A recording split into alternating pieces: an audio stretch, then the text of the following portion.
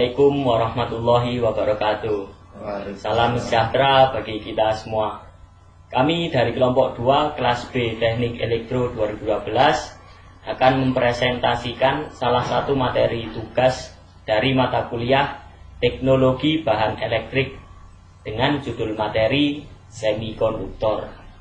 Di sini kelompok kami beranggotakan 4 orang. Saya sendiri Farhan Abdillah Leksananda, bisa dipanggil Farhan. Allahumma sholli ala Muhammad. Saya Afif Muhammad Nur Fikri, bisa dipanggil Afif.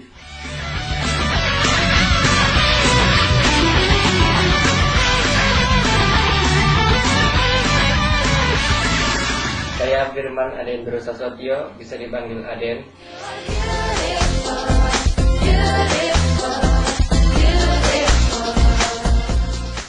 Saya Dianata Rahman Yuliansyah, bisa dipanggil Tata.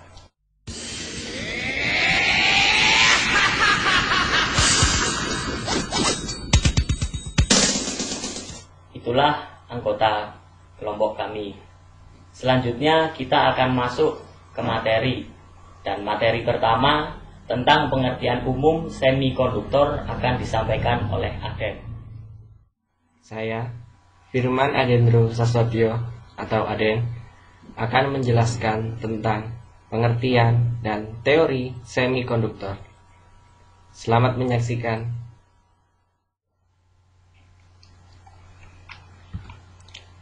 Pengertian semikonduktor. Disebut semi atau setengah konduktor karena bahan ini memang bukan konduktor murni.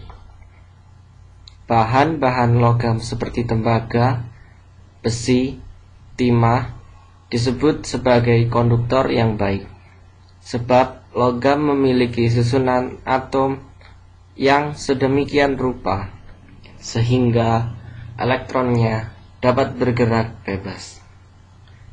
Apabila kita berbicara tentang elektronika, maka tidak akan lepas dari semikonduktor.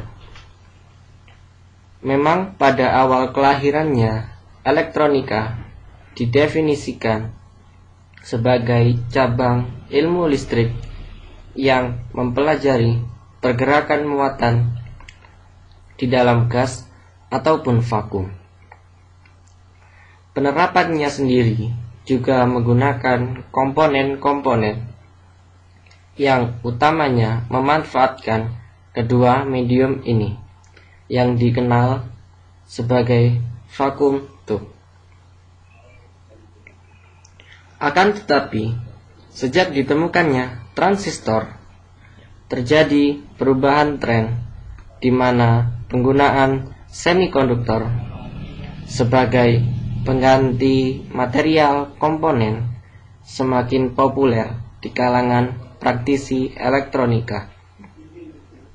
Puncaknya adalah saat ditemukannya rangkaian terpadu pada akhir dekade 50-an yang telah menyederhanakan berbagai rangkaian yang sebelumnya berukuran besar menjadi sangat kecil. Selain itu, penggunaan material semikonduktor juga memberikan fleksibilitas dalam penerapannya. Operasi semua komponen benda padat seperti dioda, LED, transistor bipolar, dan FET, serta op-amp atau rangkaian terpadu lainnya atau solid state didasarkan atas sifat-sifat semikonduktor. Secara umum, semikonduktor adalah bahan yang sifat-sifat kelistrikannya terletak antara sifat-sifat konduktor dan isolator. Sifat-sifat kelistrikan konduktor maupun isolator tidak mudah berubah oleh pengaruh temperatur. cahaya atau medan magnet. Tetapi pada semikonduktor, sifat-sifat tersebut sangat sensitif.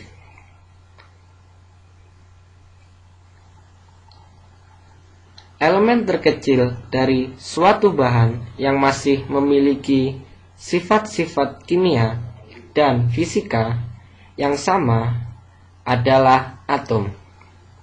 Suatu atom terdiri atas 3 partikel dasar, yaitu neutron, proton, dan elektron.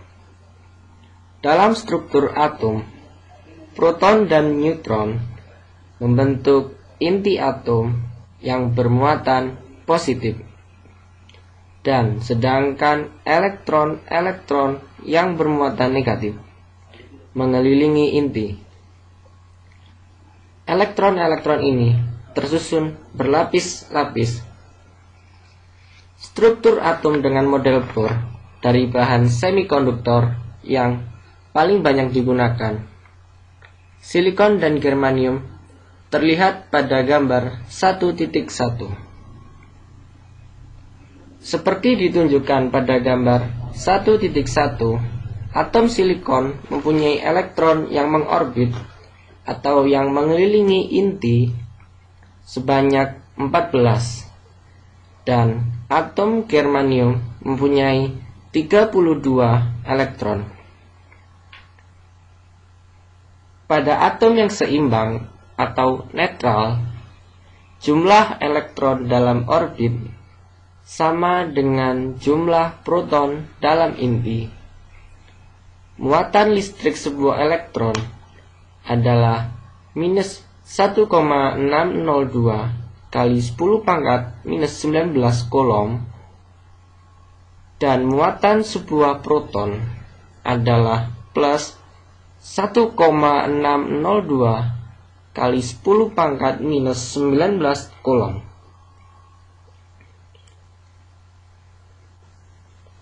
Elektron yang menempati lapisan terluar disebut sebagai elektron valensi.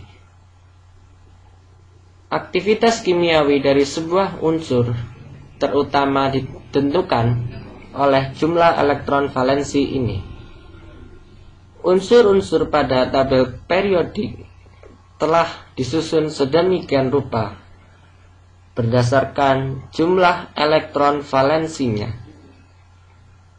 Silikon atau Si dan germanium atau Ge berada pada grup 4 karena memiliki 4 elektron valensi pada kulit terluarnya, sehingga disebut juga semikonduktor dasar atau elemental semiconductor. Sedangkan gallium, arsenik masing-masing berada pada grup 3 dan 5, sehingga dinamakan semikonduktor gabungan.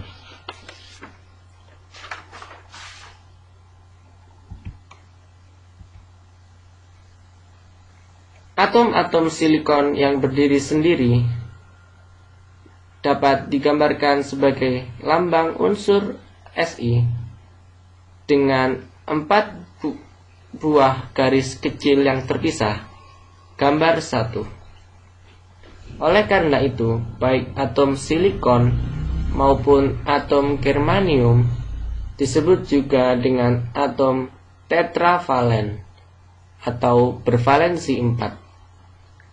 Saat atom-atom ini berdampingan cukup, elektron valensinya akan berinteraksi untuk menghasilkan kristal.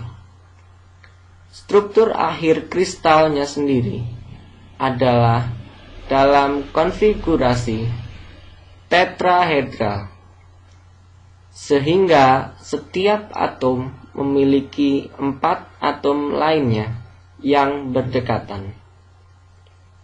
Elektron-elektron valensi dari setiap atom akan bergabung dengan elektron valensi dari atom di dekatnya, membentuk apa yang disebut ikatan kovalen, seperti terlihat pada gambar 2. Struktur kisi-kisi kristal silikon murni ini dapat digambarkan secara 2 dimensi guna memudahkan pembahasan.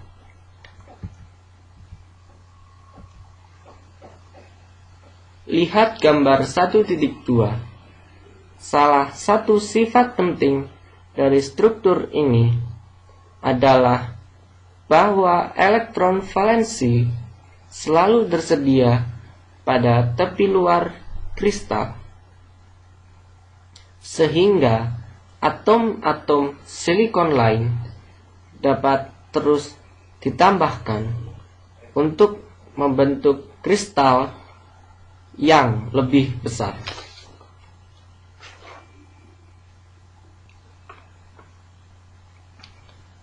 Meskipun terikat dengan kuat dalam struktur kristal, namun bisa saja elektron valensi tersebut keluar dari ikatan kovalen menuju daerah konduksi apabila diberikan energi panas. Bila energi panas tersebut cukup kuat untuk memisahkan elektron dari ikatan kovalen, maka elektron tersebut menjadi bebas atau disebut dengan elektron bebas. Pada suhu ruang terdapat kurang lebih 1,5 kali 10⁻⁻10 elektron bebas dalam 1 cm3 bahan silikon murni atau intrinsik, dan 2,5 kali 10⁻⁻13 elektron bebas pada germanium. Semakin besar energi panas yang diberikan, semakin banyak jumlah elektron bebas yang keluar dari ikatan kovalen. Dengan kata lain, konduktivitas bahan meningkat. Setiap elektron yang menempati suatu orbit tertentu dalam struktur atom tunggal atau terisolasi akan mempunyai level energi tertentu. Semakin jauh posisi orbit suatu elektron, maka semakin besar level energinya. Oleh karena itu, elektron yang menduduki posisi orbit terluar dalam suatu struktur atom atau yang disebut dengan elektron valensi akan mempunyai level energi terbesar. Sebaliknya, elektron yang paling dekat dengan inti mempunyai level energi terkecil. Level energi dari atom tunggal dapat dilihat pada gambar di bawah ini.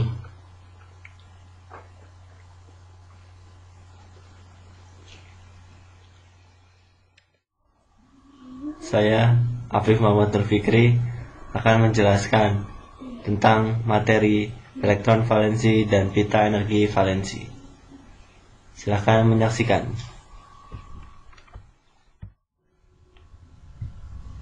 Di antara level energi individual yang dimiliki elektron pada orbit tertentu, terdapatlah energi yang mana tidak dimungkinkan adanya elektron mengorbit. Oleh karena itu, celah ini disebut juga dengan daerah terlarang.